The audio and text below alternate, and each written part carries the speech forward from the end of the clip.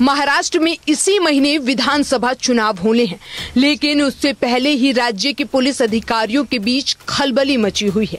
दरअसल पूरे राज्य में पुलिस अधिकारियों के ट्रांसफर हो रहे हैं। हाल ही में महाराष्ट्र की पुलिस महानिदेशक यानी डीजीपी रश्मि शुक्ला ने राज्य के 300 से अधिक पुलिस इंस्पेक्टर के ट्रांसफर किए थे और अब मामला ऐसा हो गया कि कांग्रेस पार्टी और संजय राउत ने उन्हें ही हटाने की मांग कर दी। महाराष्ट्र में विधानसभा चुनाव प्रचार के बीच राज्य की पुलिस महानिदेशक डीजीपी रश्मि शुक्ला विपक्षी दलों के निशाने पर आ गई हैं। शिवसेना यूवीडी के संजय राउत की तो हालत खराब हो गई है। राउत ने बड़ा आरोप लगाते हुए शुक्ला को सीधे सीधे बीजेपी के लिए काम करने वाला बता दिया। उन्होंने कहा कि वो हम लोगों का फोन टैप करवाती। महाराष्ट्र का चुनाव पुलिस के दबाव में हो रहा है। हमारे कार्यकर्ताओं पर जबरन केस किया जा रहा है। फर्जी आधार कार्ड से वोटर लिस्ट में धांधली हो रही है।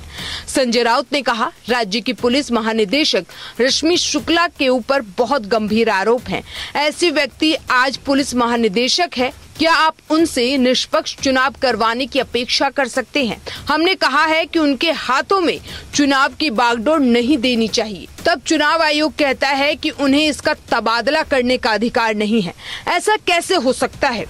उसी समय झारखंड के डीजी को बदल दिया गया, वो चुनाव आयोग के अधिकार में है। महाराष्ट्र का चुनाव पुलिस दबाव तंत्र के ऊपर चल रहा है। वहीं बीजेपी नीतीश राणे संजय राउत के बयान पर पलटवार करते हैं।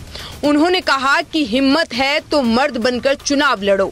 चोर की दाढ़ी में तिनका होता है, वैसा ही कुछ है, नहीं तो डर किस बात का है। उन्हें ऐसे आरोप करने से कुछ होगा नहीं। उन्होंने कहा कि रश्मि शुक्ला को सचिन वाजिद समझ रखा है।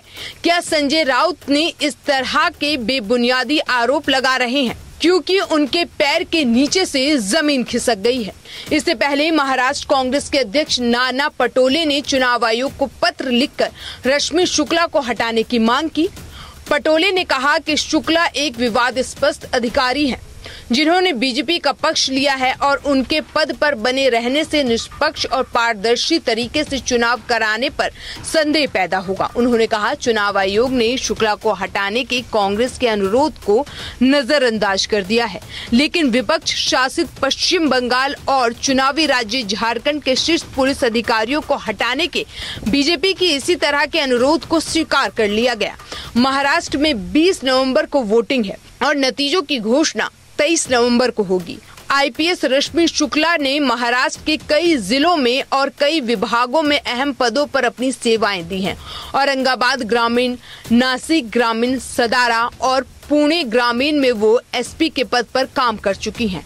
इसके अलावा उन्होंने मुंबई के अतिरिक्त पुलिस आयुक्त यानी एसीपी, नागपुर और पुणे में अपराध शाखा में मुख्य कार्यकारी अधिकारी के पद पर भी काम किया है।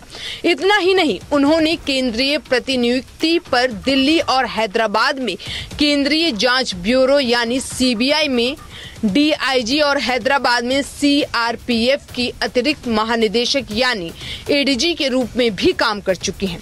डीजीपी रश्मि शुक्ला कई बार विवादों में घिर चुकी हैं। उन पर नेताओं की फोन टैपिंग करवाने का भी आरोप लगा था, जिसके बाद मुंबई और पुणे में उनके खिलाफ एफआईआर दर्ज कराई गई थी। हालांकि बाद में उन्हें इस मामले में बॉम्बे हाई कोर्ट में क्लीन चिट मिल चुकी है।